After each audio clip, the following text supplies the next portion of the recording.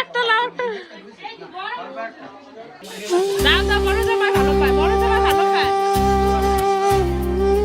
8 বছর পর মামার বাড়ি যাব, এটা ভেবেই গত দুদিন ধরে আমি যে এতটা খুশি মনে মনে তোমাদের আর কি বলবো। এখন বাজছে সকাল 9:30 পৌনে 10টা নাগাদ। আর সকালে উঠে রেডি হয়ে নিয়েছি। আমি এদিকে উঠে একটু সেদ্ধ ভাত করেছি আর মা ওদিকে পুজো টুজো করেছে। আর তারপর আমরা খাওয়া দাওয়া করে বেরিয়ে পড়লাম, সবাই মিলে যাচ্ছি আমরা আমাদের মামার বাড়ি। কি যে আনন্দ লাগছিল, এতটা বছর পর মামার বাড়ি যাব। কত যে বলে মামা মামিরা যেতে, কিন্তু পসিবলই হয়ে ওঠে না, ওই সাইডটাই যাওয়াই হয় না, যার জন্য কিন্তু মামার বাড়িও যাওয়া হয় না। কি যে আনন্দ করেছি আজকে সারাটা দিন আমরা, তোমরা এই ব্লগটা পুরো দেখলে অবশ্যই বুঝতে পারবে। আর আজকের ব্লগটা আমি দুটো পার্টে শেয়ার করব, তার কারণ অনেকটা লং হয়ে গেছে ব্লগটা। তো তোমরা কিন্তু আজকের ব্লগটা মিস করো না। তোমরা আমার পিসির বাড়ি, আমার কাকুর বাড়ি সব কিছু তোমরা দেখেছো, কিন্তু আমার মামার বাড়ি আজকে তোমাদের আমি দেখাবো। তো চলো যাই। বঙ্গাইগাঁও পৌঁছে গেছি, মানে বঙ্গাইগাঁওর কাছাকাছি পৌঁছে গেছি। তো আমার মামার বাড়ি হচ্ছে কোকরাঝাড় ডিস্ট্রিক্ট শেরফানগুড়িতে। সারাটা রাস্তা মায়ের সঙ্গে গল্প করতে করতে এলাম আর বললাম যে আগে কমিউনিকেশন কত খারাপ ছিল। আমরা মামার বাড়ি যেতে হলে বরপেটা টাউন থেকে বরপেটা রোডে একবার বাস চেঞ্জ করতে হতো, বরপেটা রোড থেকে বঙ্গাইগাঁও এসে একবার বাস চেঞ্জ করতে হতো, তারপর আমরা পৌঁছতাম মামার বাড়ি। আর তাও তখন ছোট ছিলাম, ছোটোবেলায় গাড়িতে চললেই আমাদের বমিটিং হতো, মারও বমিটিং হতো। তবুও আমাদের কতটা এনার্জি ছিল যে তবুও আমরা মামার বাড়ি আসতাম। আমরা তো সকালে ব্রেকফাস্ট করেই এসছিলাম, ভাত খেয়ে এসছিলাম, তোমাদের বললামই, কিন্তু মা নীলাদ্রি ওরা কিচ্ছু খায়নি, শুধু চা খেয়ে এসছিল। যার জন্য আমরা বঙ্গাইগাঁওর কাছাকাছি এসে একটা ধাবাতে ঢুকলাম। আর এখানে ভাই আমাদের কাছে না শুনেই এখানে অর্ডার করে দিল, তাই আমাদের আবার খেতে হলো। এই যে দেখো রুটি তড়কা আর সঙ্গে ছিল আলু পরোটা। আমি তো ওই আলু পরোটা দুটো নেওয়া হয়েছিল, তো শেয়ার করে সবাই একটু একটু খেলাম, টেস্ট করলাম আর কি। আর রুটিই খেলাম।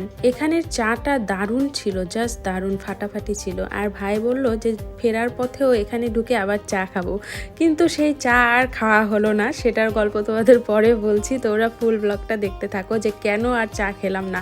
মামার বাড়ির একদম কাছাকাছি পৌঁছে গেছি, রাস্তাগুলো চেনা। আর এই যে এবার ঢুকছি মামার বাড়িতে, এটা হচ্ছে শেরফানগুড়ি মেন বাজার। সত্যি মনে হচ্ছিল না যে বিয়ের পর বাচ্চা কাচ্চা নিয়ে মামার বাড়ি এসছি, কারণ সেম ফিলিংস যেমন আগে যখন আসতাম, যেমন করে আমার মাসিরা মামিরা সবাই দৌড়ে আসতো গেটের বাইরে আমাদের ওয়েলকাম করার জন্য, আজকেও সেম সেম সেম একইভাবেই মামিরা কিন্তু ছুটে এসছে বাইরে আমাদের ওয়েলকাম করার জন্য।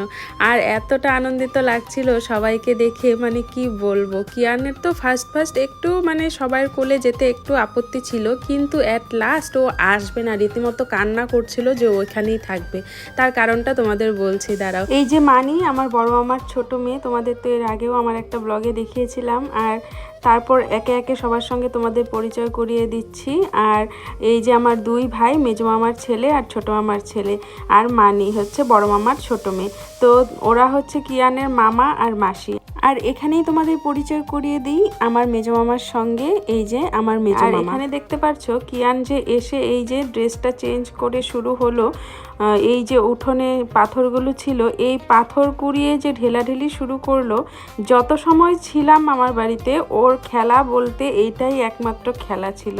ওর আর কোনো গাড়িও চাই না, কিচ্ছু চাই না। ও যে এত খুশি হয়েছে এই পাথরগুলো পেয়ে। আমার মামার বাড়িতেও কিন্তু মা কালীর মন্দির আছে, যেখানে বাৎসরিক পুজো হয়, তবে সেই মন্দিরটা আবার নতুন করে করা হচ্ছে, যার জন্য কিন্তু এখানে একটা ছোট করে ঘর করে আপাতত এখানে ঘটে পুজো করা হচ্ছে। তারপর বোঝো ঠেলা, এই যে খাওয়া দাওয়া শুরু হলো মামার বাড়ি আসার পর। না, এখানে আমি কোনো দোষ দেব না মামিদের, তার কারণ আমাদের কথা ছিল সকাল 11টার মধ্যে মামার বাড়ি এসে পৌঁছানো, যার জন্য কিন্তু এখানে সকালের ব্রেকফাস্টেরও অ্যারেঞ্জমেন্ট করা হয়েছিল। তো এবার আমরা তো ধাবায় জাস্ট 1 ঘন্টা আগে খেয়ে এসছি, সেটাই বলছিলাম আমরা সবাই। কিন্তু আমাদের ঠুসকে আবার লুচি, পায়েস, মিষ্টি টিষ্টি এখানে খাওয়ানো হলো। তারপর তো খাওয়ার পর আমাদের একদম নাজেহাল অবস্থা। আমার দিদানকে তো তোমরা সবাই চিনো, এটা হচ্ছে আমার মেজো মামি, আর এই যে দিদান, আর এই যে হচ্ছে আমার বড় মামি। আর তারপর এদিকে সবাই মিলে আমরা বসে পড়লাম আর জমিয়ে গল্প করলাম। আর তারপর কিন্তু আমরা এবার যাব মায়ের মামার বাড়িতে। আর আজকে আসলে আসার উদ্দেশ্যটাই হচ্ছে মায়ের মামা বাড়িতে যাব করে, সেখানে একটা ইনসিডেন্ট ঘটে গেছে। আর এই যে আমার মিষ্টি ছোট মামি, আর ছোট মামাও এখানে আছে।